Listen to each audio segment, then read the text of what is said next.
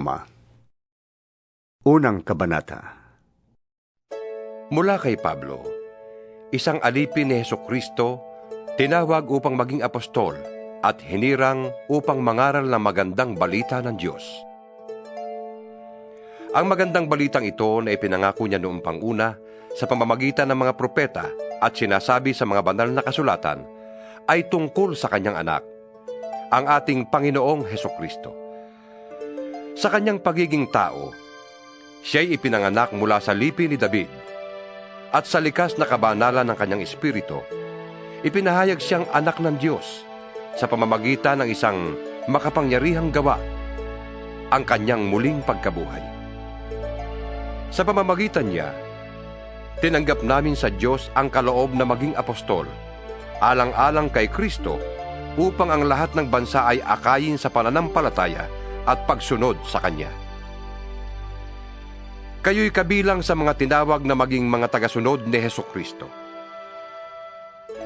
Sa inyong lahat na nasa Roma, mga minamahal ng Diyos at tinawag upang maging banal, sumainyo nawa ang pagpapala at kapayapaang mula sa Diyos na ating Ama at sa Panginoong Hesukristo. Una sa lahat, nagpapasalamat ako sa aking Diyos sa pamamagitan ni Hesukristo dahil sa inyong lahat. Sapagkat ang inyong pananampalataya ay balitang-balita sa buong daigdig. Saksi ko ang Diyos na pinaglilingkuran ko ng buong puso sa pamamagitan ng aking pangangaral na magandang balita tungkol sa kanyang anak, na lagi ko kayong idinadalangin. Lagi kong hinihiling na loobin niyang ako'y makapunta riyan sa inyo. Nananabik akong makita kayo upang kayo'y mabahaginan ko ng mga kaloob ng Espiritu sa ikatitibay ninyo. Ang ibig kong sabihin, upang magkatulungan tayo sa ikatatatag ng bawat isa sa atin sa pamamagitan ng ating pananalig sa Diyos. Mga kapatid, ibig kong malaman ninyo na ilang ulit ko nang binalak na pumunta diyan, ngunit laging may nagiging hadlang. Ibig kong makahikayat din diyan ng mga sasampalataya kay Kristo, tulad ng nagawa ko na sa ibang mga bansang hintil. May pananagutan ako sa lahat, sa mga sibilisado at sa mga barbaro, sa marurunong at sa mga mangmang. Kaya nga, ibig kong ipangaral din diyan sa Roma ang magandang balita. Hindi ko ikinahihiya ang magandang balita, sapagkat ito ang kapangyarihan ng Diyos sa ikaliligtas ng bawat sumasampalataya, unay ang mga Hudyo at gayon din ang mga Griego. Sa magandang balita ay ipinapahayag kung paano pinawawalang sala ng Diyos ang tao. At ito ay sa pamamagitan ng pananampalataya buhat sa simula hanggang sa wakas. Ayon sa sinasabi ng kasulatan, ang pinawalang sala ay mabubuhay sa pamamagitan ng pananampalataya. Nahayag mula sa langit ang puot ng Diyos laban sa lahat ng kalapastanganan at kasamaan ng mga taong dahil na rin sa kanilang kasamaan ay hinahadlangan ng katotohanan. Sapagkat ang maaaring malaman tungkol sa Diyos ay maliwanag. Yamang iyon ay pinapahayag sa kanila ng Diyos.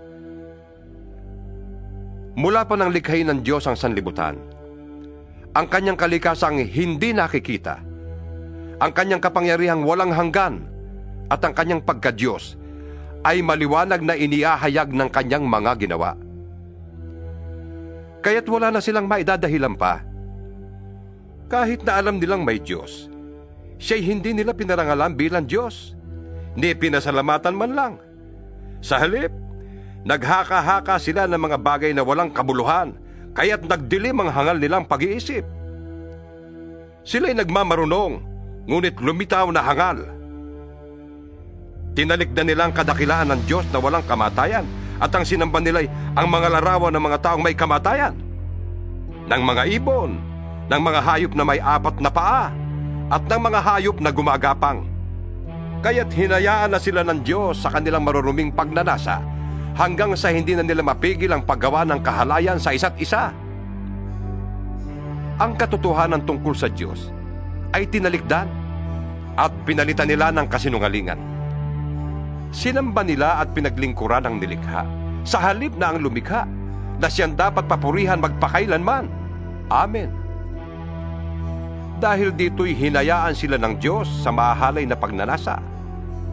Ayaw nang makipagtalik ng mga babae sa mga lalaki, at sa halip ay sa kapwa babae sila nakikipag-ugnayan. Ganon din ang mga lalaki. Ayaw na nilang makipagtalik sa mga babae, at sa kanilang kapwa lalaki sila nauhumaling. Ginagawa nila ang mga kasuklam-suklam na bagay, kaya't sila'y parurusahan ng parusang nararapat sa kanilang masasamang gawa. Dahil ayaw nilang kilalanin ng Diyos, hinayaan sila ng Diyos sa masasamang pag-iisip at sa mga gawaing kasuklam-suklam. Naging alipin sila ng lahat ng uri ng kasamaan, kasakiman, masasamang isip, pagkainggit, pagpatay, pagtatalo, pandaraya at masasamang hangarin. Sila'y naging mahihilig sa tsismis, mapanirang puri, nasusuklam sa Diyos, walang pakundangan, mapagmataas, mayayabang, mapagkathanang kasamaan, at suwail sa magulang. Sila'y naging mga hangal, mga taksil, mga walang puso, at di marunong lumingap sa kapwa. Nalalaman nila ang utos ng Diyos na dapat mamatay ang mga gumagawa nito. Ngunit, patuloy sila sa paggawa nito, at natutuwa pang makita na ang iba ay gumagawa ng ganoon. Ikalawang kabanata. Kaya nga, sino ka mang humahatol sa iba, wala kang maidadahilan. Sapagkat sa paghatol mo sa iba, hinahatulan mo rin ang iyong sarili. Dahil ikaw na humahatol ay gumagawa rin ng ganoon. Nalalaman nating makatarungan ang hatol ng Diyos laban sa mga gumagawa ng mga iyon. Akala mo ba'y makakaiwas ka sa parusa ng Diyos kung hahatulan mo ang mga gumagawa ng masasamang gawaing ginagawa mo rin naman? O baka naman ibig mo pang hamakin ng Diyos dahil siya ay napakabait, mapagpigil at mapagpaumanhin? Hindi mo ba alam na napakabuti ng Diyos kaya binibigyan kanya ng pagkakataong magsisi at tumalikod sa kasalanan? Ngunit sa katigasan ng iyong ulo at di pagsisisi, lalo mong pinabibigat ang parusang igagawad sa iyo sa araw na yon kung kailan iyahayag ang puot at makatwirang paghatol ng Diyos. Sapagkat igagawad niya sa lahat ng tao ang naaayon sa kanilang mga ginawa. Bibigyan niya ng buhay na walang hanggan ang mga taong patuloy na gumagawa ng mabuti, naghahangad ng karangalan, kadakilaan at kawalang kamatayan. Ngunit, matinding galit at puot ang sasapitin ng mga taong lumilikha ng pagkakabahabahagi at ayaw sumunod sa katotohanan kundi sa kasamaan. Paghihirap at kapighatian ang daranasin ng bawat gumagawa ng masama. Una ang mga Hudyo at gayon din ang mga Griego. Ngunit, karangalan, kapurihan at kapayapaan naman ang tatamuhin ng bawat gumagawa ng mabuti. Una ang mga Hudyo at gayon din ang mga Griego, sapagkat walang itinatangi ang Diyos. Ang lahat ng nagkakasala na hindi saklaw ng kautusan ni Moises ay parurusahan. Ngunit, hindi batay sa kautusan. Subalit ang lahat naman ng nagkakasala na saklaw ng kautusan ay hahatulan batay sa kautusan. Sapagkat hindi ang mga nakikinig sa kautusan, kundi ang sumusunod dito ang siyang pawawalang sala ng Diyos. Kapag ang mga hintil na hindi saklaw ng kautusan ay gumagawa ng ayon sa hinihingi nito, ayon sa kanilang likas na pag-iisip, ito'y nagiging kautusan na para sa kanila. Ipinapakita ng kanilang mga gawa na nakasulat sa kanilang puso ang hinihingi ng kautusan. Pinapatunayan din ito ng kanilang budhi, sapagkat kung minsan, sila'y sinusumbatan nito, at kung minsan naman, sila'y pinagtatanggol nito sa kanilang isipan. Ayon sa magandang balitang aking ipinapangaral, mangyayari ito sa araw na ang mga lihim ng lahat ng mga tao'y hahatulan ng Diyos sa pamamagitan ni Kristo Jesus. Ngunit ikaw, na nagsasabing ikaw ay Hudyo at nananalig sa kautusan, ipinagmamalaking mong may kaugnayan ka sa Diyos. Sabi mo'y alam mo ang kanyang kalooban at ang mabubuting bagay sapagkat itinuro ito sa iyo ng kautusan. Ang palagay mo'y taga-akay ka ng bulag. tanglaw ng mga nasa kadiliman, tagapayo ng mga hangal, at tagapagturo ng mga bata, dahil natuklasan mo sa kautusan ang buong kaalaman at katotohanan. Nagtuturo ka sa iba, bakit di mo turuan ang iyong sarili? Nangangaral kang masama ang magnakaw. Ikaw ba hindi nagnanakaw? Sinasabi mong huwag mangangalunya. Ikaw ba'y hindi nangangalunya? Nasusuklam ka sa mga Diyos-Diyusan. Ngunit pumapasok ka ba sa mga templo nito? Makapagnakaw lamang? Ipinagmamalaki mong saklaw ka ng kautusan. Ngunit nilalapastangan mo naman ang Diyos sa pamamagitan ng paglabag mo sa kautusan. Sapagkat nasusulat, ang pangalan ng Diyos ay nilalait ng mga hentil dahil sa inyo. mahalaga lamang ang iyong pagiging tuli kung tumutupad ka sa kautusan. Subalit, kung lumalabag ka sa kautusan, para ka ring hindi tuli. Kung ang hindi tuli ay gumagawa ng ayon sa hinihingi ng kautusan, hindi ba siya ituturing na tuli? Kaya ikaw na hudyong nasa ilalim ng kautusan, ngunit hindi naman tumutupad niyan, ay hahatulan ng mga hindi tuling tumutupad sa kautusang yon. Sapagkat ang isang tao ay hindi nagiging hudyo dahil sa panlabas na kaanyuan o dahil sa siya ay tinuli sa laman. Ang tunay na hudyo ay ang taong nabago sa puso't kalooban ayon sa Espiritu at hindi ayon sa kautusang nasusulat. Hindi ang tao ang nagpaparangal sa kanya, kundi ang Diyos. Ikatlong Kabanata. Kung gayon, paano nakakalamang ang Hudyo sa hindi Hudyo? Ano ang kabuluhan ng pagiging tuli? Napakarami. Una sa lahat, ang mga Hudyo ang pinagkatiwalaan ng mga pahayag ng Diyos. Ano nga kung hindi naging tapat ang ilan sa kanila? Ang ibig kayang sabihin niyon ay hindi na rin tapat ang Diyos? Hindi. Sapagkat laging tapat ang Diyos kahit na ang lahat ng tao ay sinungaling. Ayon nga sa nasusulat tungkol sa Diyos, Lagi kang matuwid sa iyong mga salita. Lagi kang panalo kung ikaw ay litisin. ngunit kung ang kasamaan natin ay nagpapakilala ng katarungan ng Diyos, masasabi ba nating hindi siya makatarungan dahil tayo'y pinaparusahan niya? Ganyan ang pangangatwiran ng tao. Hinding-hindi. Kung hindi makatarungan ng Diyos, paano niya hahatulan ng sanlibutan? Kung sa pamamagitan ng aking kasinungalingan ay lalong lumilitaw ang kadakilaan ng Diyos, sapagkat lalong nakikilala na siya'y tapat, makatarungan kayang parusahan niya ako bilang isang makasalanan? Kung gayon, bakit nga hindi natin sabihin, gumawa tayo ng masama kung mabuti naman ang magiging bunga noon? Ganyan daw ang itinuturo namin, sabi ng mga naninira sa amin. Sila'y parurusahan ng Diyos at iyan ang nararapat. Ano ngayon? Ang kalagayan ba nating mga Hudyo ay mas mabuti kaysa sa mga Hintil? Hindi.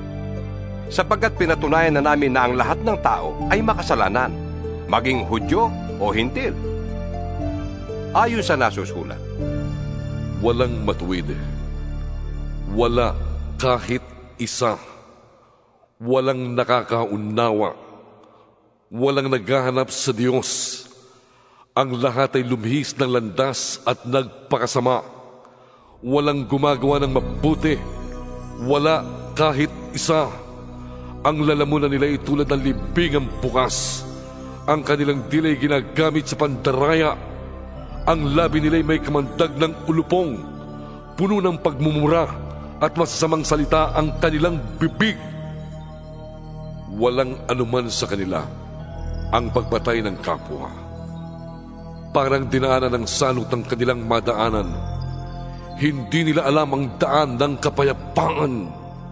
Hindi sila marunong matakot sa Diyos. alam natin na anumang sinasabi ng kautusan ay sinasabi sa mga nasasakupan nito upang walang maidahilan ng sinuman at sa gayoy managot ang lahat sa Diyos. Walang taong magiging katanggap-tanggap sa Diyos sa pamamagitan ng pagsunod sa kautusan dahil ipinapakita lamang ng kautusan na ang tao'y nagkasala. Ngunit ngayon nahayag na kung paano magiging matuwid ang tao sa harap ng Diyos. Ito ay hindi sa pamamagitan ng kautusan, kahit na ito'y pinapatotohanan ng kautusan at ng mga propeta. Ginagawang matuwid ng Diyos ang lahat ng nananalig kay Hesukristo sa pamamagitan ng kanilang pananalig sa Kanya, maging Hudyo o Hintil. Ang lahat ay nagkasala at walang sino mang karapat-dapat sa paningin ng Diyos. Ngunit, dahil sa Kanyang kagandahang loob, sila ay pinawalang salanan niya sa pamamagitan ni Kristo Jesus na nagpalaya sa kanila. Siya ang inialay ng Diyos bilang handog upang sa pamamagitan ng Kanyang dugo ay mapatawad ang kasalanan ng lahat ng sasampalataya sa Kanya. Ginawa ito ng Diyos upang patunayang siya'y matuwid. Noong una, nagtimpi siya at ipinagpaumanhin ang mga kasalanang nagawa ng mga tao. Ngunit ngayon ay tuwirang ipinapakita ng Diyos na siya'y matuwid at siya nagpapawalang sala sa mga sumasampalataya kay Jesus. Kaya ano ngayon ang ating may pagmamalaki? Wala. Anong dahilan nito? Dahil ba sa ating pagsunod sa kautusan? Hindi. Kundi dahil sa ating pananampalataya. Maliwanag kung gayon na sa pamamagitan ng pananampalataya ay pinapawalang sala ang tao at hindi sa pamamagitan ng pagtupad sa kautusan. Ang Diyos ba'y Diyos lamang ng mga Hudyo? Hindi ba't Diyos din siya ng mga Hintil? Oo, siya ay Diyos din ng mga Hintil, sapagkat iisa lamang ang Diyos. Tatanggapin niya ang mga Hudyo dahil sa kanilang pananampalataya kay Jesus, at gayon din ang gagawin niya sa mga Hintil. Pinapawalang saysay ba namin ng kautusan dahil sa pananampalatayang ito? Hindi. Sa halip ay pinagtitibay pa nga namin. Ika-4 na kabanata. Tungkol naman kay Abraham na ating ninuno, ano ang masasabi natin? Ano ang kanyang karanasan tungkol sa bagay na ito? Kung pinawalang sala siya ng Diyos dahil sa mga nagawa niya, may maipagmamalaki sana siya. Ngunit wala siyang maipagmalaki sa paningin ng Diyos. Ano ang sinasabi ng kasulatan? Sumampalataya sa Diyos si Abraham at dahil dito, siya ay itinuring na matuwid ng Diyos. Ang ibinibigay sa taong gumagawa ay hindi itinuturing na kaloob, kundi upa. Ngunit, ang hindi nananalig sa sariling mga gawa, kundi sumasampalataya sa Diyos na nagpapawalang sala sa makasalanan, ay pinawalang sala dahil sa kanyang pananampalataya. Kaya't tinawag ni David na mapalad ang taong tinanggap ng di dahil sa sariling nagagawa. Sinabi niya, Mapapalad ang mga taong pinatawad na sa kanilang pagsuway at napawi na ang mga kasalanan. Mapalad ang taong hindi na pagbabayarin ng Panginoon sa kanyang mga kasalanan. ang pagpapala kayang ito'y para sa mga tuli lamang? Hindi. Ito'y para sa mga di tuli din. Sinasabi natin batay sa kasulatan na pinawalang sala si Abraham dahil sa kanyang pananampalataya. Kailan yun nangyari? Bago siya tinuli o pagkatapos? Hindi pagkatapos, kundi bago siya tinuli. Tinuli siya bilang tanda na pinawalang sala na siya dahil sa pananampalatayang taglay na niya noong hindi pa siya tuli. Kaya't siya'y naging ama ng lahat ng sumasampalataya sa Diyos. At sa gayon, sila'y pinawalang sala kahit na hindi sila tinuli. At siya'y ama rin ng mga tuli.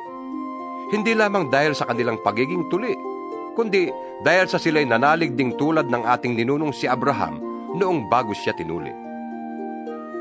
Ipinangako ng Diyos kay Abraham at sa kanyang lipi na mamanahin nila ang daigdig na ito, hindi dahil sa pagsunod niya sa kautusan, kundi dahil sa siya'y itinuring na matuwid sa pamamagitan ng kanyang pananampalataya sa Diyos. Kung ang mga sumusunod sa kautusan ang siyang tatanggap ng ipinangako, walang saysayang pananampalataya at walang kabuluhan ng pangako. Ang kautusan ay may kalakip na parusa para sa mga lumalabag. Ngunit, kung walang kautusan, wala rin paglabag. Kaya nga sa pananampalataya na babatay ang pangako, upang ito'y maging isang kaloob na makakamtan ng lahat ng anak ni Abraham, hindi lamang ng mga sakop ng kautusan, kundi ng lahat ng may pananampalataya tulad ni Abraham. Sapagkat siya ang pinakaama nating lahat. Ganito ang nasusulat. Ginawa kitang ama ng maraming bansa. Ang pangakong ito'y may bisa sa harap ng Diyos na kanyang pinapanaligan. Ang Diyos na bumubuhay sa mga patay at lumilikha sa lahat ng bagay. Kahit na wala ng pag-asang magkaanak, nanalig pa rin si Abraham na siya'y magiging ama ng maraming bansa. Ayon sa sinabi sa kanya, Magiging kasindami ng mga bituin ang iyong lipi. hindi nang hina ang kanyang pananalig kahit uugod-ugod na siya. Palibhas ay 100 taon na siya noon at ang kanya namang asawang si Sarah ay baog. Hindi siya nag-alinlangan sa pangako ng Diyos. Sa halip, lalo siyang tumibay sa kanyang pananampalataya at nagpuri pa sa Diyos. Lubos siyang naniniwala na tutuparin ng Diyos ang kanyang pangako. Kaya't dahil sa kanyang pananampalataya, siya'y itinuring na matuwid ng Diyos. Ang salitang itinuring na matuwid ay hindi lamang para sa kanya, kundi para sa atin din naman. Tayo man ay ituturing na matuwid, tayong sumasampalataya sa Diyos na muling bumuhay kay Jesus na ating Panginoon. Siya'y ipinapatay dahil sa ating mga kasalanan at muling binuhay upang tayo'y mapawalang sala. 5 Kabanata. Yamang napawalang sala na tayo sa pamamagitan ng ating pananampalataya, mayroon na tayong kapayapaan sa Diyos sa pamamagitan ng ating Panginoong Hesukristo. Sa pamamagitan ng pananampalataya, tinamasa natin ang kagandahang loob ng Diyos at tayo'y nagagalak dahil sa pag-asang tayo'y makakasama niya sa kanyang kaluwalhatian. Hindi lamang yan, ikinagagalak din natin ang mga kahirapang ating tinitiis. Dahil alam nating ito'y nagbubunga ng katyagaan, at ang katyagaan ay nagbubunga ng katatagan, at ang katatagan naman ay nagbubunga ng pag-asa. Hindi tayo nabibigo sa ating pag-asa, sapagat ang pag-ibig ng Diyos ay ibinuhos na sa ating mga puso sa pamamagitan ng Espiritu Santong ipinagkaloob sa atin. Sapagat noong tayo'y mahihina pa, namatay si Kristo sa takdang panahon para sa mga makasalanan. Mahirap mangyaring ialay ninuman ang kanyang buhay, alang-alang sa isang taong matuwid. Kahit na maaaring may mga ahas na gumawa nito, alang-alang sa isang taong mabuti. Ngunit, ipinadama ng Diyos ang kanyang pag-ibig sa atin nang mamatay si Kristo para sa atin noong tayo'y makasalanan pa. At ngayong napawalang sala na tayo sa pamamagitan ng kanyang dugo, lalo nang tiyak na maliligtas tayo sa poot ng Diyos sa pamamagitan niya. Dati, tayo'y mga kaaway ng Diyos. Ngunit, tinanggap na niya tayong mga kaibigan sa pamamagitan ng pagkamatay ng kanyang anak. Kaya't, tiyak na maliligtas tayo dahil si Kristo ay buhay.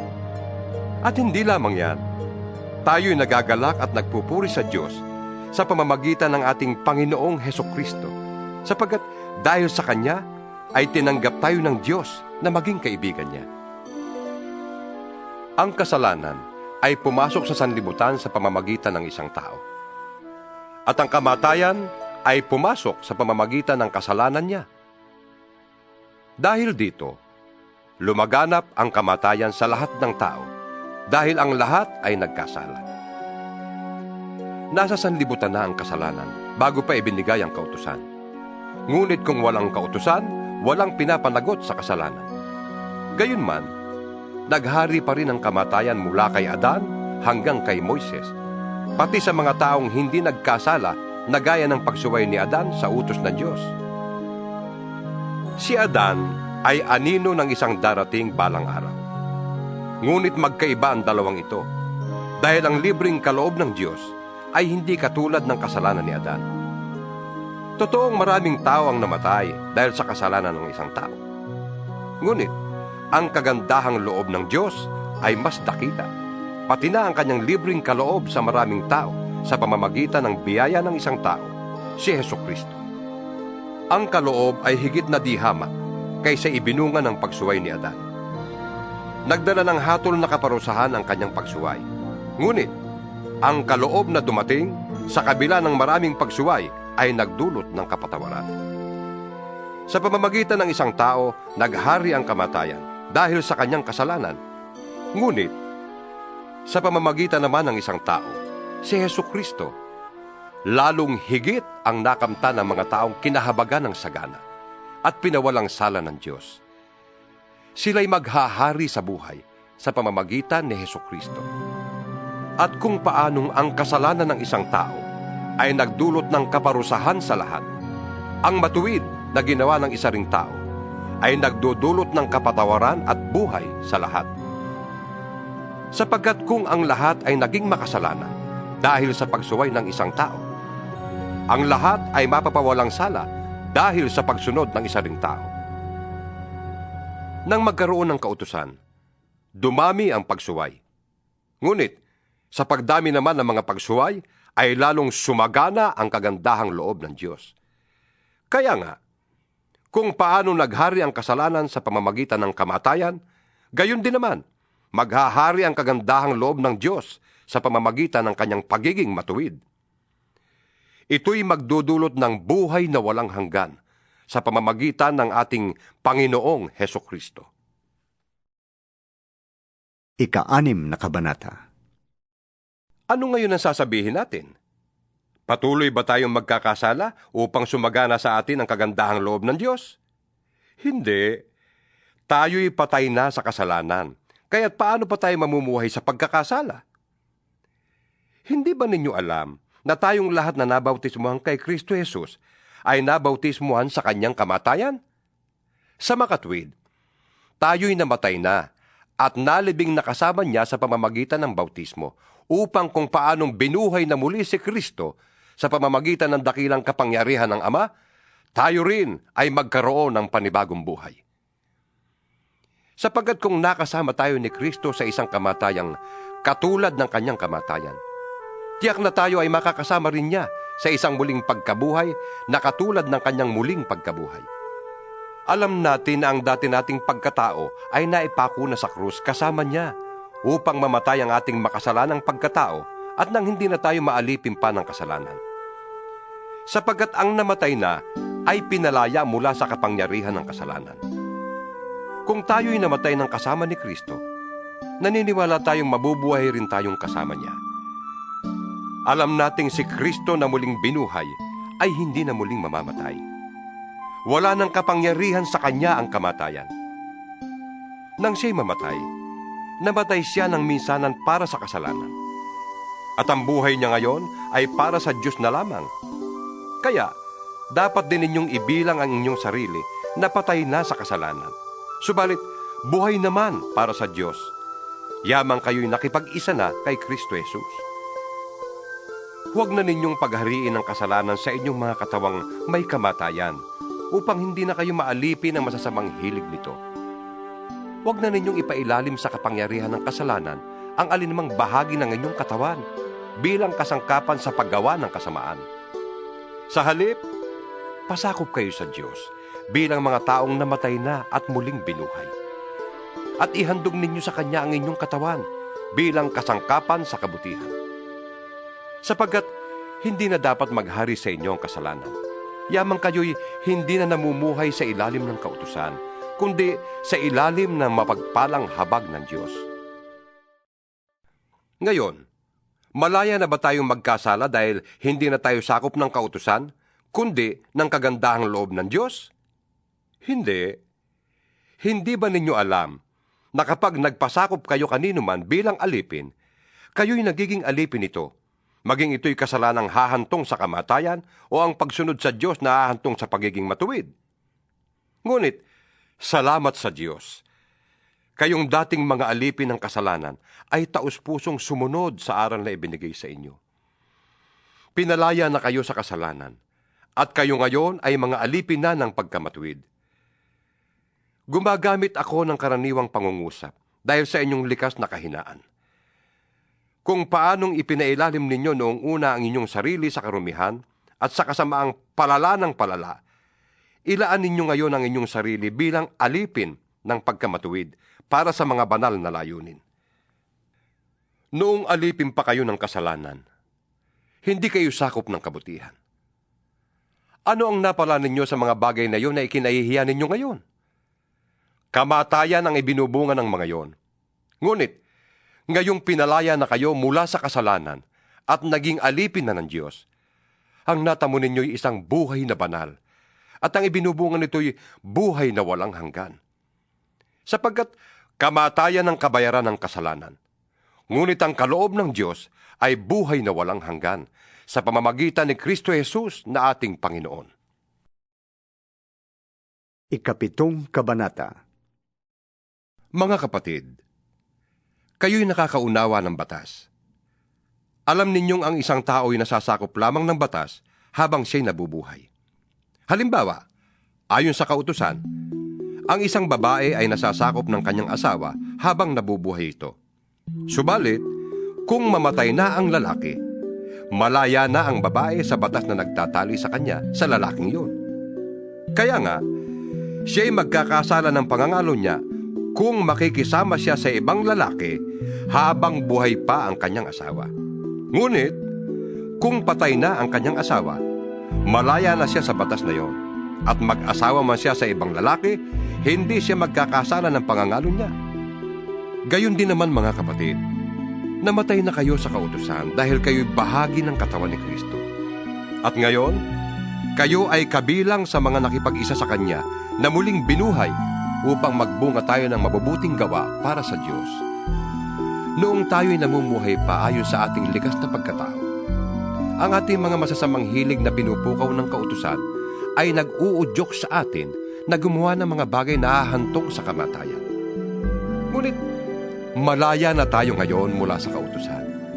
Namatay na tayo sa kasalanang dating umaalipin sa atin, kaya tayo naglilingkod sa Diyos, hindi dahil sa lumang batas na nakasulat, kundi dahil sa bagong buhay sa pamamagitan ng Espiritu. Ang ibig bang sabihin nito'y ang kautusan ay masama? Hindi. Kaya lamang, kundi dahil sa kautusan, ay hindi ko sana nalaman kung ano ang kasalanan. Hindi ko sana nalaman kung ano ang pag-iimbot, kung hindi sinabi ng kautusan, huwag kang mag-iimbot. Ngunit dahil sa kautusan, ang loob ko'y pinukaw ng kasalanan sa lahat ng uri ng pag-iimbot, sapagkat walang kasalanan kung walang kautusan. Noong una, namuhay ako ng walang kautusan. Subalit nang dumating ang kautusan, nabuhay ang kasalanan at ako'y namatay. Ang kautusang dapat sanang magdulot sa akin ng buhay ay siyang nagdulot sa akin ng kamatayan. Sapagkat kinasangkapan ng kasalanan ang kautusan upang ako'y dayain, at sa gayon ay napatay nga niya ako. Kaya nga, banal ang kautusan at ang bawat utos ay banal, matuwid at mabuti. Ang ibig bang sabihin nito'y nagdulot sa akin ng kamatayan ng mabuting bagay? Hindi. Ang kasalanan ang pumatay sa akin sa pamamagitan ng mabuting kautusan. Nangyari ito upang maipakita kung ano nga ang kasalanan at upang mahayag sa pamamagitan ng kautusan na ang kasalanan ay talagang napakasama. Alam nating ang kautusan ay espiritual, ngunit ako'y makalaman at alipin ng kasalanan. Hindi ko maunawaan ang aking sarili, sapagkat hindi ko ginagawa ang ibig ko. Sa halip, ang kinasusuklaman ko ang siya kong ginagawa. Kung ginagawa ko ang hindi ko ibig, nangangahulugang sumasang-ayon ako na mabuti nga ang kautusan. Kaya, hindi na ako ang may kagagawa niyon, kundi ang kasalanang nananatili sa akin. Alam kong walang mabuting bagay na nananatili sa aking katawang makalaman. Kaya kong magnasa ng mabuti, ngunit hindi ko nga lamang magawa ang mabuting ninanasa ko. Sapagkat hindi ko ginagawa ang mabuting ibig ko, kundi ang masamang hindi ko ibig ang siya kong ginagawa. Kung ang ginagawa ko ay ang hindi ko ibig, hindi na akong gumagawa nito, kundi ang kasalanang nananatili sa akin. Ito ang natuklasan ko. Kapag ibig kong gumawa ng mabuti, ang masama ay malapit sa akin. Sa kaibuturan ng aking puso, ako'y nalulugod sa kautusan ng Diyos. Ngunit may ibang kapangyarihan sa aking katawan na salungat sa tuntunin ng aking isip. Ipinapaalipin ako ng kapangyarihang ito sa kasalanang nananatili sa aking katawan. Anong saklap ng aking kalagayan?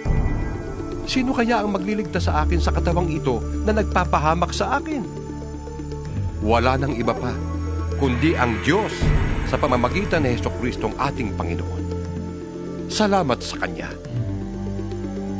Ito nga ang kalagayan ko.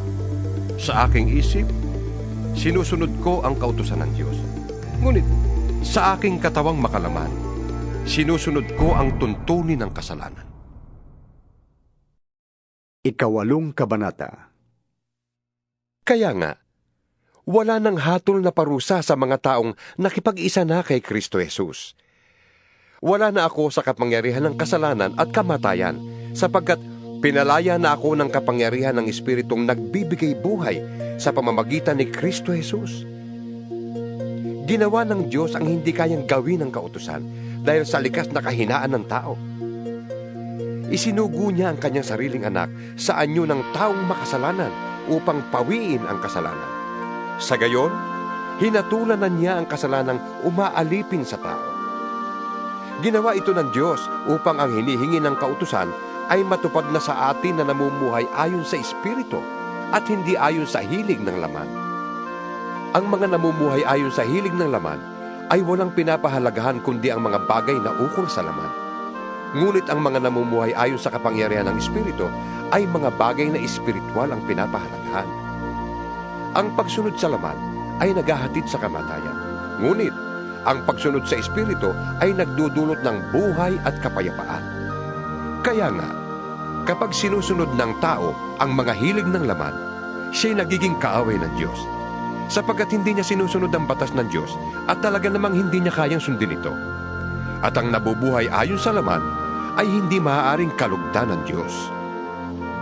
Ngunit hindi na kayo namumuhay ayon sa laman, kundi ayon sa Espiritu, dahil nananatili sa inyo ang Espiritu ng Diyos. Kung wala sa isang tao ang Espiritu ni Kristo, hindi kay Kristo ang taong yun. Ngunit kung nasa inyo si Kristo, kahit ang inyong mga katawan ay mamamatay dahil sa kasalanan, buhay naman ang inyong espiritu dahil pinawalang sala na kayo ng Diyos. Kung nasa inyo ang Espiritu ng Diyos na siyang muling bumuhay kay Jesucristo, ang Diyos ding yan ang muling bubuhay sa inyong mga katawang namamatay sa pamamagitan ng kanyang Espiritong nananatili sa inyo. Mga kapatid, hindi na tayo alipin ng likas na hilig ng laman, kaya hindi na tayo dapat mamuhay ayon sa laman. Sapagkat mamamatay kayo kung namumuhay kayo sa laman, ngunit kung pinapatay ninyo sa pamamagitan ng Espiritu ang mga gawa ng laman, mabubuhay kayo. Ang lahat ng pinapatnubayan ng Espiritu ng Diyos ay mga anak ng Diyos. Sapagkat hindi ibinigay sa inyo ng Diyos ang Espiritu upang kayo'y gawing mga aliping namumuhay sa takot. Sa halip, ibinigay sa inyo ang Espiritu upang kayo'y gawing mga anak ng Diyos. Kaya nakakatawag tayo sa Kanya ng Ama, Ama ko. Ang Espiritu ang nagpapatotoo, kasama ng ating Espiritu, na tayo'y mga anak ng Diyos. At iyamang mga anak, tayo'y mga tagapagmana ng Diyos at kasamang tagapagmana ni Kristo. Sapagkat kung tayo'y kasama niya sa pagtitiis, tayo'y makakasama niya sa kanyang kalwalhatian. Para sa akin, ang mga pagtitiis natin sa kasalukuyan ay hindi maihahambing sa kalwalhatiang mahayag sa atin balang araw. Sapagkat nanabik ang sangnilikha na ihayag ng Diyos ang kanyang mga anak. Nabigo ang sangnilikha, hindi dahil sa kagustuhan nito, kundi dahil itinulot yun ng Diyos. Gayunman, nagbigay rin siya ng pag-asa na ang lahat ng nilikha ay pinalaya ng Diyos para hindi na ito mabulok at makabahagi ito sa malwalhating kalayaan ng mga anak ng Diyos. Alam nating hanggang ngayon ang sangnilikha ay dumaraing dahil sa hirap, na tulad ng isang nanganganak.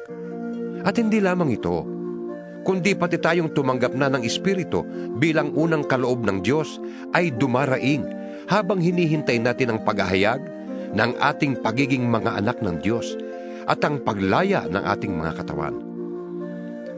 Naligtas tayo dahil sa pag-asa. Ngunit hindi iyon matatawag na pag-asa kung nakikita na natin ang ating inaasahan. Sapagkat sinong tao ang aasa pa sa nakikita na niya? Ngunit kung umaasa tayo sa hindi natin nakikita, hinihintay natin yun ng buong tiyaga. Gayon din naman, tinutulungan tayo ng Espiritu sa ating kahinaan. Hindi tayo marunong manalangin ng wasto, kaya't ang Espiritu ang dumaraing para sa atin sa paraang di natin kayang sambitin. At alam ng Diyos na nakakasaliksik sa puso ng tao kung ano ang loobin ng Espiritu, sapagkat ang Espiritu ang namamagitan para sa mga hinirang ayon sa kalooban ng Diyos. Alam nating sa lahat ng bagay ay ginagawa ng Diyos ang para sa ikabubuti ng mga nagmamahal sa Kanya, silang mga tinawag ayon sa Kanyang layunin. Sapagkat sa mula't mula pa'y alam na ng Diyos kung sino-sino ang magiging Kanya, at noong pa man ay pinili na niyang matulad sila sa Kanyang anak. Sa gayon, ang anak ang naging panganay sa lahat ng maraming magkakapatid. Ang mga pinili niya noon pang una ay Kanyang tinawag. At ang mga tinawag ay Kanya ring pinawalang sala. At ang mga pinawalang sala ay Kanya ring binahaginan ng Kanyang kalwalhatian. Ano pang masasabi natin tungkol dito? Kung ang Diyos ay panig sa atin, sino ang laban sa atin? Kung ang sarili niyang anak ay hindi niya ipinagkait, kundi ibinigay para sa ating lahat, hindi kaya niya ibibigay sa atin ang lahat ng bagay? Sino ang makapaghaharap ng sakda laban sa mga hinirang ng Diyos? Gayong ang Diyos ang nagpapawalang sala sa kanila. Sino ang hahatol na tayo'y parusahan? Si Kristo Jesus kaya na nasa kanan ng Diyos? Siya pa nga ang namatay at muling binuhay, at ngayon namamagitan para sa atin. Sino ang makakapaghiwalay sa atin sa pagmamahal ni Kristo? Ang kaguluhan kaya? Ang kapighatian? Pag-uusig? Gutom? Kahirapan? Panganib? O kamatayan? Gaya ng nasusulat.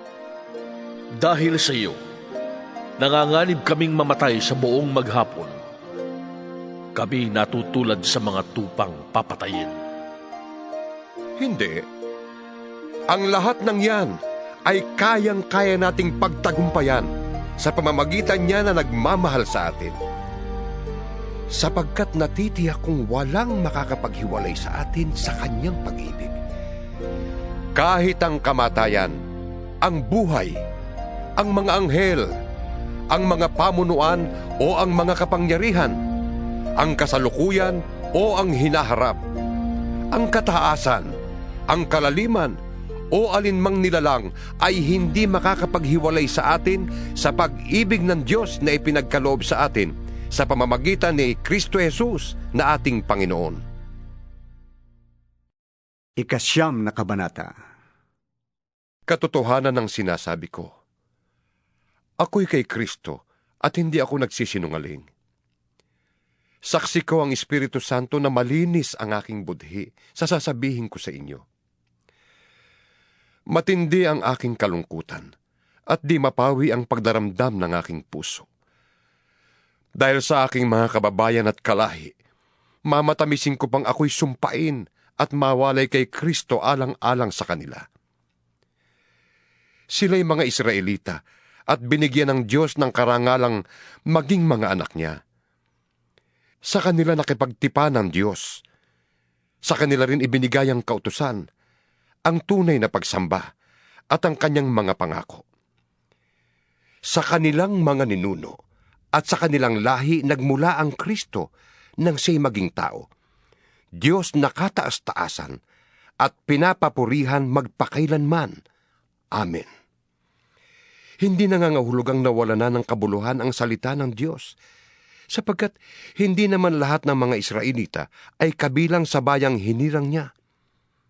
At hindi rin ibinibilang na anak ni Abraham ang lahat ng nagmula sa kanya. Ganito ang sinabi ng Diyos, ang magmumula lamang kay Isaac ang ibibilang na lahi mo. Kaya nga, hindi lahat ng anak ni Abraham ay ibinibilang na anak ng Diyos, kundi yun lamang mga saklaw ng pangako ng Diyos. Sapagkat ganito ang pangako. Babalik ako sa 1 taon, sa ganito ring panahon, at magkakaanak ng isang lalaki si Sarah. At hindi lamang yun. Kahit naiisa lamang ang ama ng 2 anak ni Rebecca, na walang iba kundi ang ating ninunong si Isaac, Ipinakilala ng Diyos na ang kanyang pagpili ay ayon sa sarili niyang layunin at hindi batay sa gawa ng tao. Kaya't bago pa ipanganak ang mga bata at bago pa sila makagawa ng anumang mabuti o masama, ay sinabi na ng Diyos kay Rebecca, Maglilingkod ang nakatatanda sa kapatid niyang nakababata. ayon nga sa nasusulat. Minahal ko si Jacob at kinapuotan ko si Esau. Masasabi ba nating hindi makatarungan ng Diyos dahil dito? Hindi. Sapagkat ganito ang sabi niya kay Moises, Mahahabag ako sa ibig kong kahabagan at maaawa ako sa ibig kong kaawaan. maliwanag kung gayon na ang pasya ng Diyos ay nababatay sa kanyang habag, hindi sa kalooban o pagsisikap ng tao. Sapagkat ayon sa kasulatan, ay sinabi niya sa hari ng Ehipto, Ginawa kitang hari upang sa pamamagitan mo'y maipakilala ko ang aking kapangyarihan at maipahayag ang aking pangalan sa buong daigdig. Kaya nga, kinahahabagan ng Diyos ang sinumang ibig niyang kahabagan at pinapatigas niya ang ulo ng ibig niyang pagmatigasin. Sasabihin mo naman sa akin, kung gayon, bakit pa sinisisi ng Diyos ang tao? Sino ba ang makakasalungat sa kanyang kalooban? Ngunit ikaw na tao lamang, sino kang mangangahas na sumagot ng ganoon sa Diyos? Masasabi kaya ng tao sa lumikha sa Kanya? Bakit ninyo ako ginawang ganito? Wala bang karapatan ng gumagawa ng palayok na bumuo ng mamahalin o mumurahing sisidlan mula sa isang tumpok ng lupa?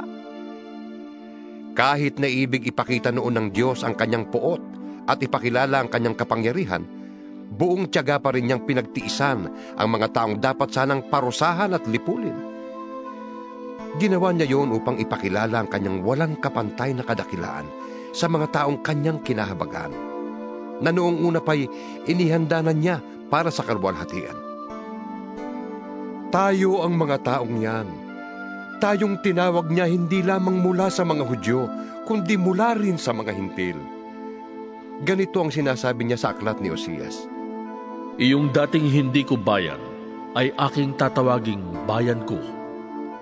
At ang dating hindi ko mahal ay aking tatawaging mahal ko.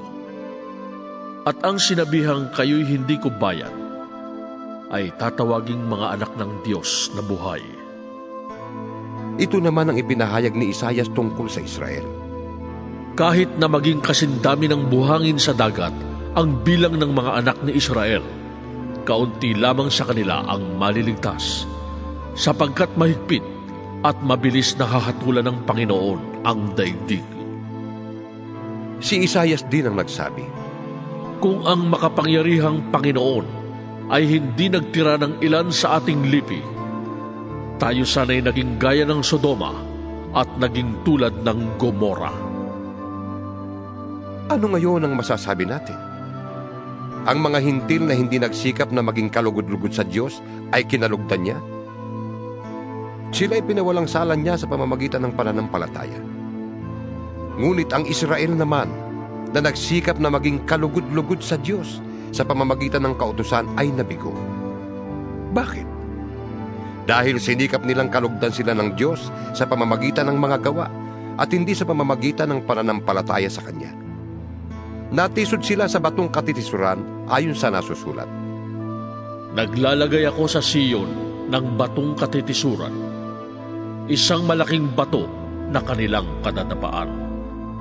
Ngunit ang sumasampalataya sa Kanya ay di mabibigo. 10 kabanata.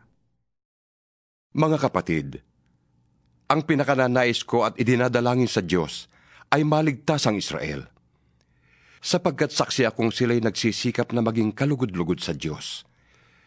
Mali nga lamang ang kanilang naging batayan, dahil hindi nila alam ang pagiging matuwid na mula sa Diyos.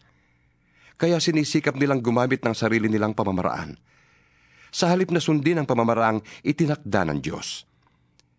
Sapagkat si Kristong kaganapan ng kautusan, at sa gayon ay nagiging matuwid ang sinumang sasampalataya sa Kanya. Ganito ang sinulat ni Moises tungkol sa pagiging matuwid batay sa kautusan. Mabubuhay ang tumutupad ng kautusan. Ngunit ganito naman ang sinasabi tungkol sa pagiging matuwid batay sa pananampalataya. Huwag mong sabihin sa iyong sarili, sino ang aakyat sa langit? Na para bang ibig pababain si Kristo. Huwag mo ring sabihin, sino ang mananaog sa kailaliman?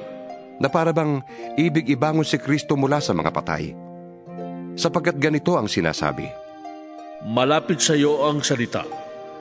Nasa mga labi mo na at nasa iyong puso. Ang tinutukoy dito ay ang salitang ipinangangaral namin tungkol sa pananampalataya. Kung ipahayag ng iyong labi na si Jesus ay Panginoon at buong puso kang sasampalataya na siya muling binuhay ng Diyos, maliligtas ka. Sapagkat sumasampalataya ang tao sa pamamagitan ng kanyang puso. At nang sa gayon ay nagiging matuwid at nagpapahayag siya sa pamamagitan ng kanyang labi at sa gayon ay naliligtas. Sabi nga ng kasulatan, Hindi mabibigo ang sinumang sumasampalataya sa Kanya. walang pagkakaiba ang katayuan ng Hudyo at ng Hintil.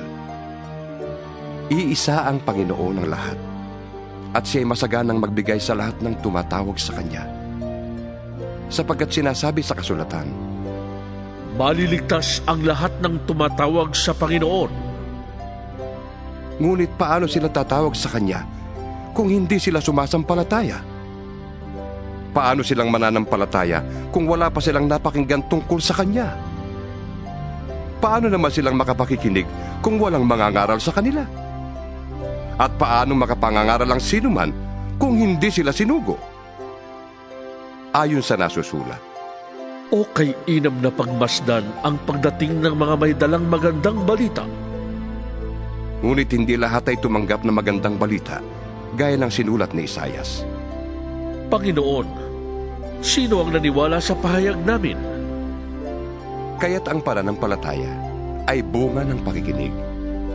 At ang pakikinig naman ay bunga ng pangangaral tungkol kay Kristo. Ngunit ang tanong ko'y, hindi kaya sila nakapakinig? Oo, sila'y nakapakinig, sapagkat nasusulat. Abot sa lahat ng dako ang kanilang tinig, at ang mga salita nila'y laganap sa sanlibutan. Ito pa ang isa kong tanong. Hindi kaya nakaunawa ang bansang Israel? Noon pa'y sinagot na ito ng Diyos sa pamamagitan ni Moises. Gagamitin ko ang mga taong hindi man lamang isang bansa upang kayo'y inggitin. Gagamitin ko ang isang bansang hangal para kayo'y galitin. Buong tapang namang ipinahayag ni Isaias ang sinabi ng Diyos. Natagpuan ako ng mga hindi naghahanap sa akin. Ako'y nagpahayag sa mga hindi nag-uusisa tungkol sa akin.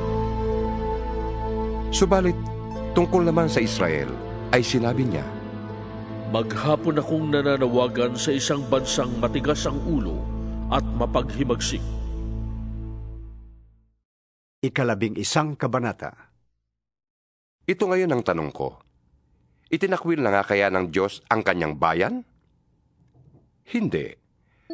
Ako'y isang Israelita rin, mula sa lahi ni Abraham at kabilang salipi ni Benjamin. Hindi itinakwil ng Diyos ang kanyang bayan na sa simula pa'y hinirang na niya. Hindi ba ninyo alam ang sinasabi ng kasulatan tungkol kay Elias? Dumaing siya sa Diyos dahil sa ginagawa ng Israel. Panginoon, Sabi niya, pinatay nila ang iyong mga propeta at giniba ang iyong mga dambana. Ako na lamang ang natitira at ibig pa nilang patayin. ngunit ano ang sagot sa kanya ng Diyos? Nagtira ko ng 7,000 lalaking hindi sumamba sa Diyos-Diyosang si Baal. Ganoon din sa kasalukuyan. Mayroon pang nalalabing mga hinirang ng Diyos dahil sa kanyang kagandahang loob. At kung iyon ay dahil sa kanyang kagandahang loob, maliwanag na hindi dahil sa gawa.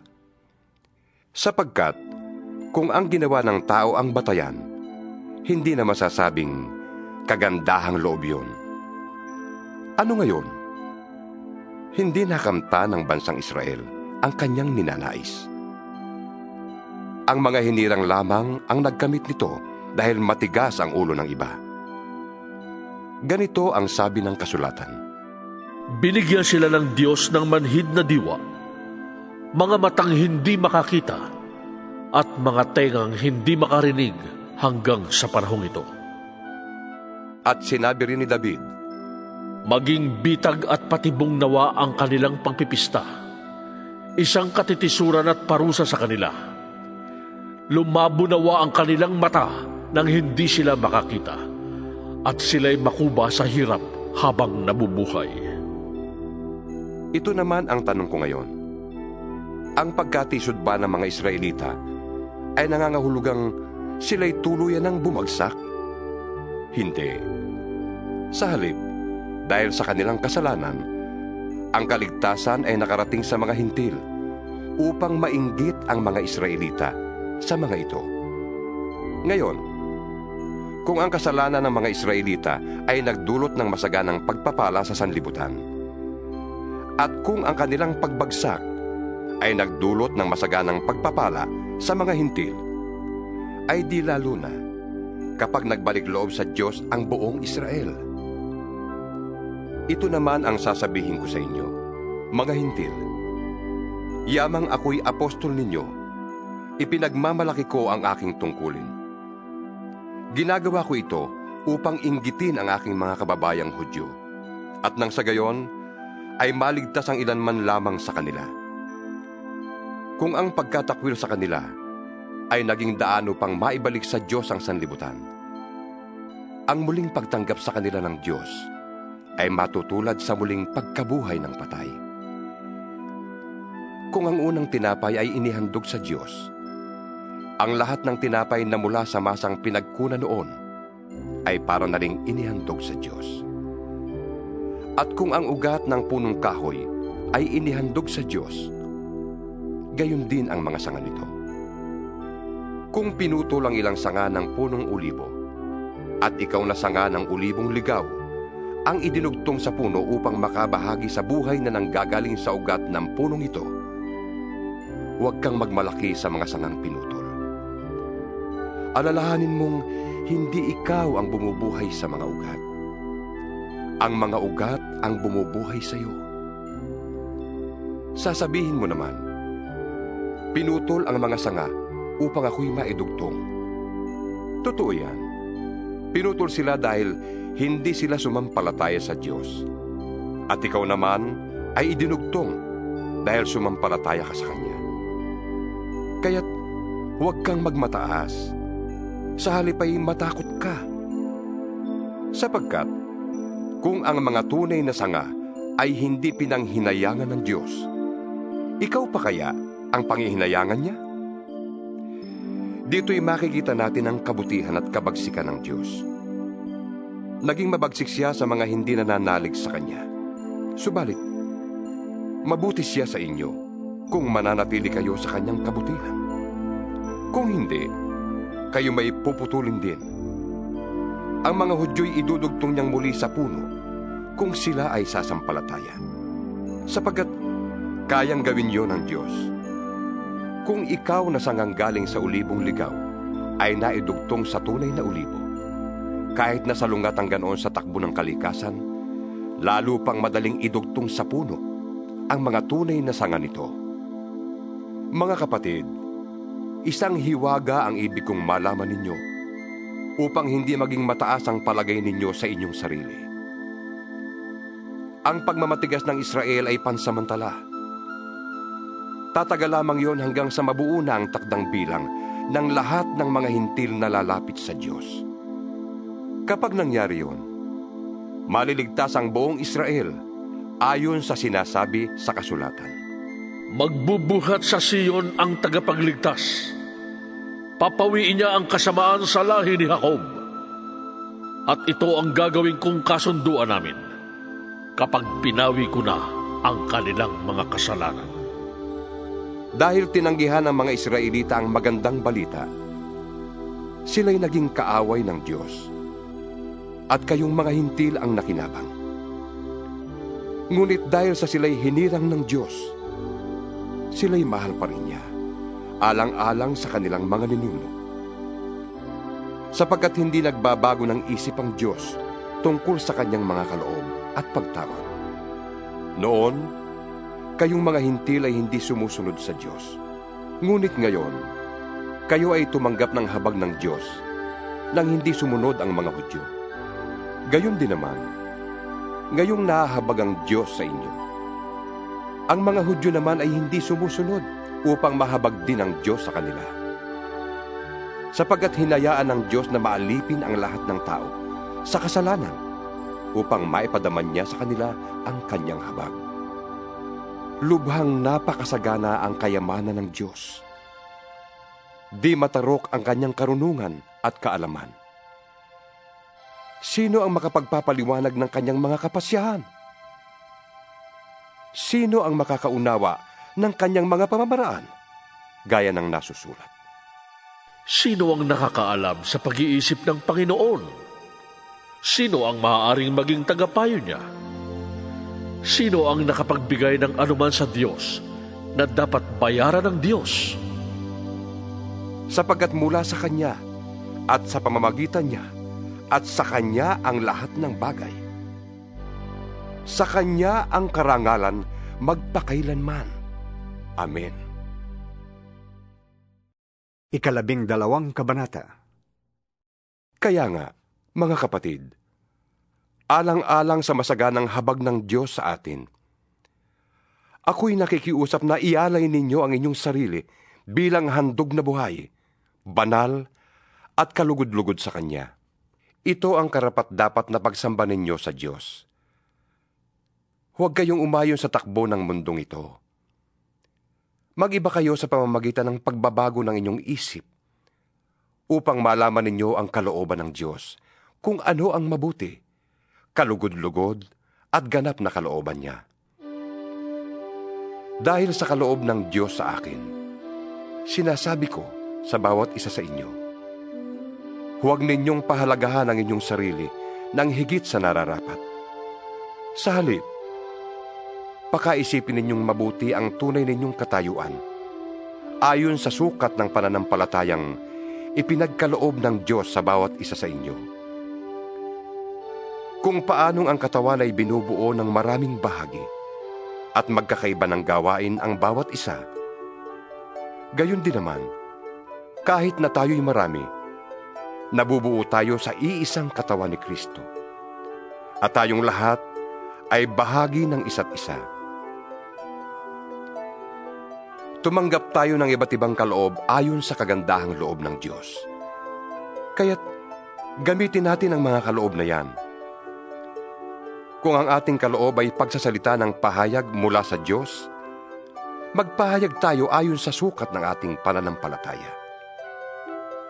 Kung paglilingkod ang ating kaloob, maglingkod tayo. Magturo ang tumanggap ng kaloob sa pagtuturo. Magpalakas ng loob ang may kaloob sa pagpapalakas ng loob. Kung pag-aabuloy ang iyong kaloob, mag-abuloy ka ng buong kaya. Kung pamumuno naman, mamuno ka ng buong sikap. Kung pagkakawang gawa ang iyong kaloob, gawin mo yan ng buong galak. Maging tunay ang inyong pagmamahalan. Kasuklaban ninyo ang masama at pakaibigin ang mabuti. Magmahalan kayo bilang tunay na magkakapatid at pahalagahan ninyo ang iba ng higit sa pagpapahalaga nila sa inyo. Magpakasipag kayo at huwag maging tamad. Buong puso kayong maglingkod sa Panginoon. Magalak kayo dahil sa inyong pag-asa. Magtiyaga kayo sa inyong kapighatian at laging manalangin. Tumulong kayo sa pangangailangan ng mga kapatid at patuloyin ninyo ang mga taga-ibang lugar. Idalangin ninyo ang mga umuusig sa inyo. Idalangin niyo sila at huwag sumpain. Makigala kayo sa mga nagagalak at makitangi sa mga tumatangis. Magkaisa kayo ng damdamin. Huwag kayong magmataas. Sa halip ay makisama kayo kahit sa mga dukha. Huwag ninyong ipalagay na kayo'y napakarunong. Huwag ninyong gantihan ng masama ang masama. Sikapin ninyong mamuhay ng marangal hanggat maaari. Makisama kayo ng maayos sa lahat ng tao. Mga minamahal, huwag kayong maghihiganti. Ipaubaya niyo yon sa Diyos, sapagkat nasusulat, Akin ang paghihiganti. Ako ang gaganti, sabi ng Panginoon. sa halip, gaya ng sinasabi sa kasulatan, Kung nagugutom ang iyong kaaway, pakainin mo. Kung nauuhaw, painumin mo. Sa gayon, mapapahiya siya sa kanyang sarili. huwag kang magpadaig sa masama, kundi daigin mo ng mabuti ang masama. 13 kabanata. Ang bawat tao'y dapat pasakop sa mga pinuno ng pamahalaan, sapagkat walang pamahalaang hindi mula sa Diyos, at ang Diyos ang nagtatag ng mga pamahalaang umiiral. Kaya nga, ang lumalaban sa pamahalaan ay lumalaban sa itinakda ng Diyos, at sila'y parurusahan. Ang mga pinuno ay hindi dapat katakutan ng taong gumagawa ng mabuti. Ang mga gumagawa lamang ng masama ang dapat matakot. Kung ayaw mong matakot sa mga namumuno, gumawa ka ng mabuti at papupurihan ka pa nila. Sila'y mga lingkod ng Diyos sa ikabubuti mo. Ngunit, kung gumagawa ka ng masama, dapat kang matakot, sapagkat sila'y may kapangyarihang magparusa. Sila'y mga lingkod ng Diyos na nagpaparusa sa mga gumagawa ng masama. Kaya nga, dapat kayong pasakop sa kanila, hindi lamang upang hindi kayo maparusahan, kundi dahil sa iyo ng matuwid. Iyan din ang dahilan kung bakit kayo nagbabayad ng buwis. Ang mga pinuno ng pamahalaan ay mga lingkod ng Diyos, at sila ang namamahala sa mga bagay na ito. Ibigay ninyo sa bawat isa ang nararapat sa kanya. Magbayad kayo ng buwis sa kinauukulan. Gumalang sa nararapat igalang, at parangalan ang dapat parangalan. Huwag kayong magkakaroon ng sagutin kanino man, maliban sa saguting magmahalan sa isa't isa. Sapagkat ang nagmamahal sa kapwa ay nakakatupad sa kautusan. Ang mga utos gaya ng Huwag kang mangangalo niya. Huwag kang papatay. Huwag kang magnanakaw. Huwag kang mag-iimbot. at alinmang utos na tulad ng mga ito ay nauuwing lahat sa iisang utos. Mahalin mo ang iyong kapwa, gaya ng iyong sarili. Ang nagmamahal ay hindi gumagawa ng masama kanino man. Kaya't ang pagmamahal ang katuparan ng kautusan. Alam ninyong panahon na upang gumising kayo. Ang pagliligtas sa atin ay higit ng malapit ngayon, kaysa noong tayo'y unang sumampalataya sa Panginoon. Namamaalam na ang gabi at malapit ng lumiwanag. Layuan na natin ang lahat ng gawang masama at italaga natin ang sarili sa paggawa ng mabuti. Mamuhay tayo sa liwanag at huwag gugulin ang panahon sa magulong pagsasaya at paglalasing, sa pagpapakasawa sa hilig ng laman at kahalayan, sa alitan at inggitan. Ang Panginoong Hesukristo ang paghariin ninyo sa inyong buhay, at huwag ninyong sundin ang mga hilig ng laman. 14 na kabanata. Tanggapin ninyo ang mahina sa pananampalataya, at huwag makikipagtalo tungkol sa kanyang paniniwala. May naniniwalang maaari siyang kumain ng anuman, ngunit gulay lamang ang kinakain ng mahina sa pananampalataya. Huwag hamakin ng taong kumakain ng anuman. Ang kumakain ng gulay lamang At huwag namang hatulan ng kumakain ng gulay lamang ang taong kumakain ng anuman, sapagkat siya'y tinatanggap din ng Diyos. Sino ka upang humatol sa utusan ng iba? Ang Panginoon lamang niya ang makahatol kung siya'y karapat-dapat o hindi. At aariin naman siyang karapat-dapat sapagkat kayang gawin yun ng Panginoon. May nagpapahalaga sa isang araw ng higit kaysa ibang mga araw. May naniniwala namang pare-pareho ang lahat ng araw. Magpakatatag ang bawat isa sa kanyang sariling pasya sa bagay na ito. Ang nagpapahalaga sa isang araw ay nagpapahalaga nito alang-alang sa Panginoon. Ang kumakain ng anuman ay kumakain niyon alang-alang sa Panginoon. Yamang nagpapasalamat siya sa Diyos. Yun namang hindi kumakain ng ilang uri ng pagkain ay gumagawa ng ganoon alang-alang din sa Panginoon. At nagpapasalamat din siya sa Diyos. Walang sino man sa atin ang nabubuhay o namamatay para sa kanyang sarili lamang. Kung tayo'y nabubuhay, sa Panginoon tayo nabubuhay. At kung tayo'y namamatay, sa Panginoon tayo namamatay. Kaya nga, sa mabuhay o sa mamatay, tayo'y sa Panginoon. Sapagkat si Kristo ay namatay at muling nabuhay, upang maging Panginoon ng mga patay at ng mga buhay. Ngunit ikaw, bakit mo hinahatulan ang iyong kapatid? At ikaw naman, bakit mo hinahamak ang iyong kapatid? Tayong lahat ay haharap sa hukuman ng Diyos, sapagkat sinasabi sa kasulatan, Yamang ako'y buhay, sabi ng Panginoon. Ang lahat ay luluhod sa harap ko, at ang bawat dilay magpupuri sa Diyos. Kaya, sasagutin ng bawat isa sa atin sa Diyos ang mga bagay na ating ginagawa. Huwag na tayong humatol sa isa't isa. Huwag din tayong maging dahilan ng pagkakasala ng ating kapatid.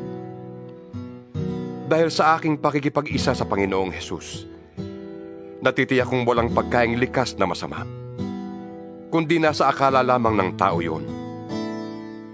Kung inaakala ni numan na ipinagbabawal ang isang pagkain, bawal yun sa kanya.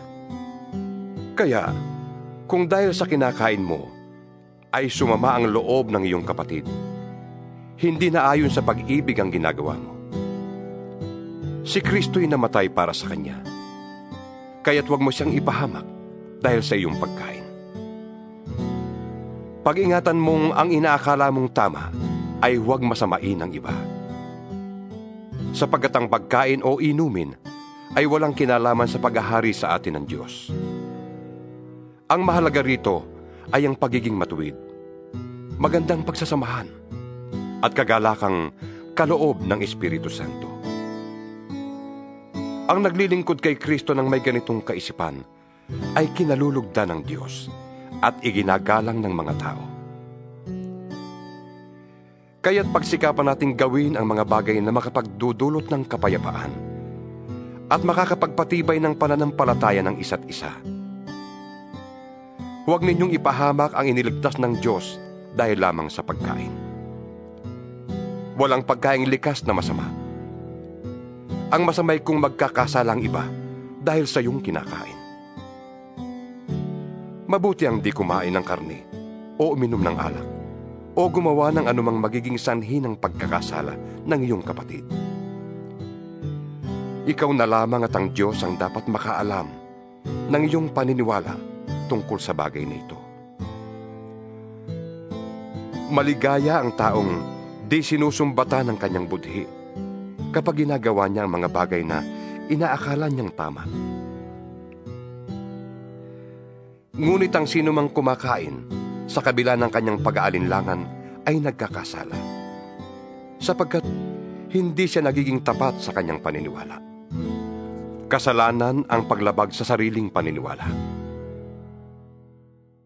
15 kabanata. Tayong malalakas ay dapat magpaumanhin sa mga pagkukulang ng mga mahihina sa pananampalataya. Huwag ang sariling kasiyahan lamang ang ating isipin. sikapin nating lahat na bigyang kasiyahan ang ating kapwa para sa ikabubuti niya at sa ikalalakas ng kanyang pananampalataya. Si Kristo man ay hindi naghangad ng sariling kasiyahan, kundi ayon sa nasusulat. Ako ang ininsulto ng uminsulto sa iyo. Anumang nasa kasulatan noong panguna ay nasulat para maturuan tayo, sapagkat lumalakas ang ating loob at nagkakaroon tayo ng pag-asa kapag binabasa natin ang mga aral na matatagpuan doon. Itulot nawa ng Diyos na siyang nagbibigay sa atin ng katatagan at lakas ng loob, na kayo'y mamuhay ng may pagkakaisa kay Kristo Jesus. Sa gayon, sama-sama kayong magpupuri sa Diyos at Ama ng ating Panginoong Hesukristo. Kung paanong kayo'y malugod na tinanggap ni Kristo, tanggapin ninyo ang isa't isa upang mapapurihan ng Diyos. Sinasabi ko sa inyo, si Kristo'y naglingkod sa mga Hudyo upang patunayan na ang Diyos ay tapat at tinutupad ang mga pangako niya sa kanilang mga ninuno, at upang ang mga hintil naman ay magpuri sa Diyos dahil sa kanyang habag. Ganito ang sinasabi sa kasulatan. Kaya't pupurihin kita sa gitna ng mga hentil at aawitan kita ng papuri. Sinabi pa, Magala kayo, mga hentil, kasama ng kanyang bayan. at sinabi pa rin, Magpuri kayo sa Panginoon, kayong mga hentil. Lahat ng bansa ay magpuri sa Kanya. idinagdag pa ni Isaias, May isisilang sa lahi ni Jesse ang titindig upang maghari sa mga hentil. Siya ang magiging pag-asa nila. pagpalain nawa kayo ng Diyos na bukal ng pag-asa, at pagkalooban niya kayo ng kagalakan at kapayapaan sa pananampalataya, upang tumibay ang inyong pag-asa sa pamamagitan ng kapangyarihan ng Espiritu Santo.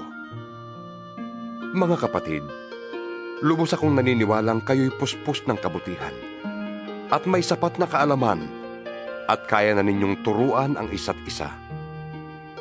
Gayunman, sa sulat na ito'y naglakas loob akong paalalahanan kayo tungkol sa ilang bagay. Ginawa ko ito dahil sa kaloob ng Diyos sa akin, na maging lingkod ni Kristo Jesus bilang pari sa mga hintil. Ipinapangaral ko sa kanila ang magandang balita ng Diyos upang sila'y maging handog na kalugod-lugod sa Kanya. Yamang sila'y pinabanal na ng Espiritu Santo. Kaya't bilang lingkod ni Kristo Jesus, may katwiran akong ipagmalaki ang aking paglilingkod sa Diyos. Wala akong pinapangahasang ipagmalaki, kundi ang ginawa ni Kristo upang maakit ang mga hintil na sumunod sa Diyos sa pamamagitan ko. Sa pamamagitan ng aking mga salita at gawa, sa tulong ng mga himala at kababalaghan, at sa kapangyarihan ng Espiritu Santo. Kaya't sa lahat ng lupain, mula sa Jerusalem hanggang sa Ilirico, ay naipangaral ko ang magandang balita tungkol kay Kristo. Ang hangad ko'y ipangaral ito sa mga takong hindi pa nakikilala si Kristo, upang hindi ako magtayo sa pundasyon ng iba. Ganito ang sinasabi ng kasulatan. Makakakilala ang hindi pa nakakabalita tungkol sa Kanya. Makakaunawa ang hindi pa nakakarinig tungkol sa Kanya. Iyan ang dahilan kung bakit hindi ako matuloy-tuloy sa pagpunta sa inyo. Ngunit ngayong tapos na ang gawain ko sa lupaing ito, at yamang maraming taon nang ibig kong makapunta riyan, inaasahan kong magkikita tayo pagdaan ko diyan papuntang Espanya. Inaasahan ko ring ako'y tutulungan ninyong makarating doon matapos tayong magkasama-sama ng kaunting panahon. Ngunit sa ngayon ay pupunta muna ako sa Jerusalem upang dalhin ang tulong sa mga kapatid doon, sapagkat Minabuti ng mga taga-Macedonia at Akaya na magpadala ng abuloy para sa mga mahihirap na kapatid sa Jerusalem. Malugod nilang ginawa yon at talaga namang dapat nilang gawin. Dahil ang mga hintil ay nakabahagi ng mga pagpapalang espiritual ng mga Hudyo. Nararapat lamang na tulungan nila ang mga Hudyo sa pamamagitan ng kanilang pagpapalang material. Pagkabigay ko ng nasabing tulong sa mga kapatid sa Jerusalem, daraan ako riyan pagpunta ko sa Espanya. Naniniwala akong pagpunta ko riyan ay taglay ko ang masaganang pagpapala ni Kristo. Nakikiusap ako sa inyo mga kapatid, alang-alang sa ating Panginoong Hesukristo at sa pag-ibig ng Espiritu. Tulungan ninyo ako sa pamamagitan ng inyong taimtim na pananalangin. Idalangin ninyong maligtas ako sa mga hindi sumasampalatayang nasa Judea. At naway tanggapin ng mga kapatid sa Jerusalem ang paglilingkod ko para sa kanila. Sa gayon, kung loloobin ng Diyos, masaya akong makakarating diyan at makakapagpahinga sa inyong piling. Sumainyo nawa ang Diyos na pinagmumula ng kapayapaan. Amen. 16 na kabanata. Itinatagubilin ko sa inyo ang ating kapatid na si Febe, na isang tagapaglingkod ng iglesia sa Sincrea. Tanggapin niyo siya alang-alang sa Panginoon, gaya ng nararapat nating gawin bilang magkakapatid. Tulungan niyo siya sa anumang pangangailangan niya, sapagkat marami siyang natulungan. Kasama na ako. Ikumusta ninyo ako kina Priscilla at Aquila, na mga kamanggagawa ko kay Kristo Jesus. Itinaya nila ang kanilang sarili sa panganib upang iligtas ang aking buhay. At hindi lamang ako ang nagpapasalamat sa kanila, kundi pati lahat ng iglesia ng mga hintil. Ikumusta rin ninyo ako sa iglesyang nagtitipon sa kanilang bahay. Ipaabot din ninyo ang aking pangungumusta sa mahal kong kaibigan na si Epeneto, na siyang unang nanalig kay Kristo doon sa Asya. Ikumusta ninyo ako kay Maria na nagpakahirap sa paglilingkod para sa inyo. Ikumusta ninyo ako sa mga kababayan kong sina Andronico at Junia na nakasama ko sa bilangguan. Sila'y kilala ng mga apostol at naunang naging Kristiyano kaysa sa akin. Ikumusta ninyo ako kay Ampliato na aking minamahal sa Panginoon. Ipakibati ninyo ako kay Urbano, na kamanggagawa natin kay Kristo.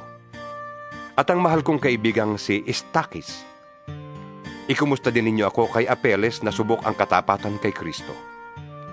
Gayon din sa pamilya ni Aristobulo, sa kababayan kong si Herodion, at sa mga kapatid sa Panginoon sa sambahayan ni Narciso.